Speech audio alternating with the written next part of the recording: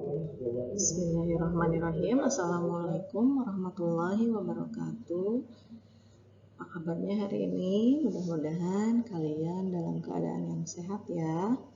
Hari ini pembelajaran kita tentang mari mengenal Rasul-Rasul Allah dengan subtema Rasul Ulul Azmi. Apakah kalian mengetahui apa itu Ulul Azmi? Nah, di sini Ibu jelaskan bahwa ulul azmi itu terdiri dari dua kata, yaitu ulul dan al-azmi. Ulul atau ulu artinya mempunyai atau memiliki, sedangkan al-azmi artinya teguh atau tekad yang kuat. Maka ulul azmi artinya memiliki keteguhan dan tekad. Maka arti dari Rasul Ulul Azmi yaitu Rasul yang memiliki keteguhan atau tekad. Para Rasul Ulul Azmi memiliki keteguhan, tekad, ketabahan, dan kesabaran yang sangat kuat, serta teguh dalam menjalankan tugasnya, yaitu dalam menyampaikan ajaran-ajaran Allah Subhanahu wa Ta'ala. Siapa saja yang termasuk ke dalam Rasulul Azmi? Kita akan bahas sekarang ya. Yang pertama adalah Nabi Nuh, kedua Nabi Ibrahim, ketiga Nabi Musa alaihissalam, keempat Nabi Isa, dan yang kelima adalah Nabi Muhammad SAW. Pada Nabi Nuh alaihissalam kita bahas adalah keturunan ke-10 dari Nabi Adam alaihissalam. Beliau mengajak manusia agar menyembah kepada Allah Subhanahu wa Ta'ala dan melarang memperhambakan diri kepada selain Allah.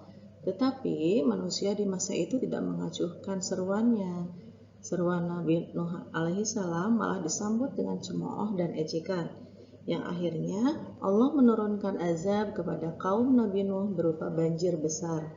Hanya orang-orang yang berimanlah yang selamat dari azab tersebut.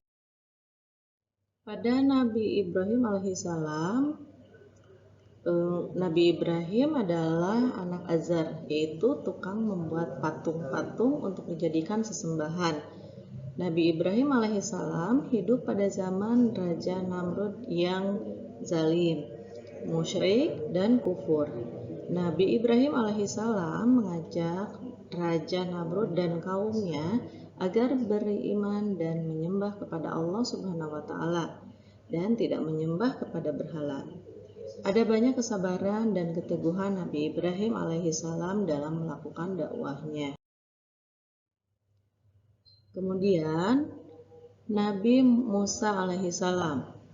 Nabi Musa alaihissalam adalah putra dari Imran, keturunan Bani Israel. Beliau hidup pada masa Raja Fir'aun yang sangat zalim, yang mengaku dirinya sebagai Tuhan. Siapapun yang tidak mau menuhankannya, maka mereka itu akan dibunuh.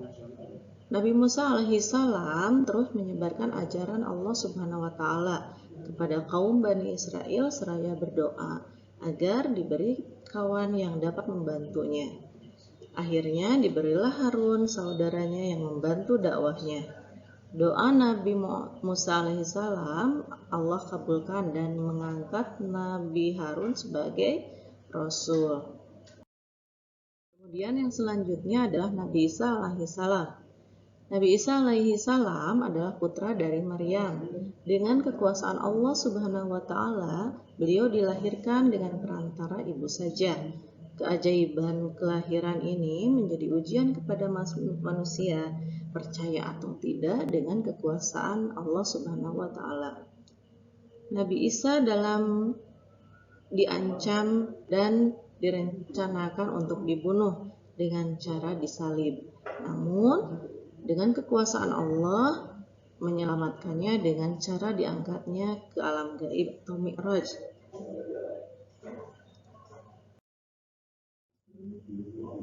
Selanjutnya Rasul Ulul Azmi yang terakhir adalah Nabi Muhammad SAW.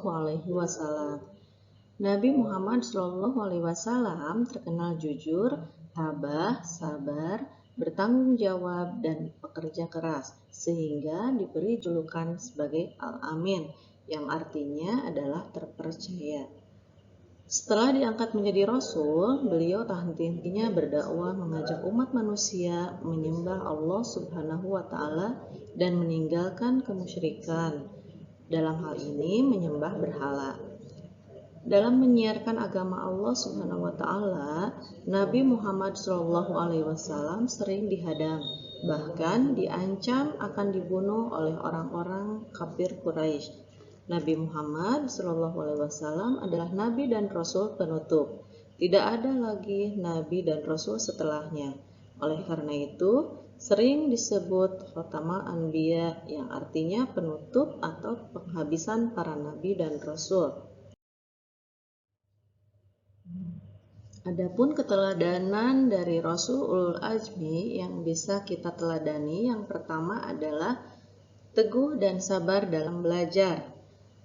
Selanjutnya, teguh dan sabar dalam beribadah. Hal ini adalah sholat, ya. Nah, kemudian teguh dan sabar dalam mengerjakan tugas-tugas sekolah, mematuhi orang tua dalam pergaulan, tidak cepat marah, dan mematuhi peraturan, baik peraturan yang ada di rumah, sekolah, maupun lingkungan tempat tinggal. Nah, anak-anak, demikian yang dapat Ibu sampaikan. Mudah-mudahan kalian selanjutnya berada dalam keadaan yang sehat ya. Sekian dari Ibu. Terima kasih. Wabillahi taufiq wal hidayah. Wassalamualaikum warahmatullahi wabarakatuh.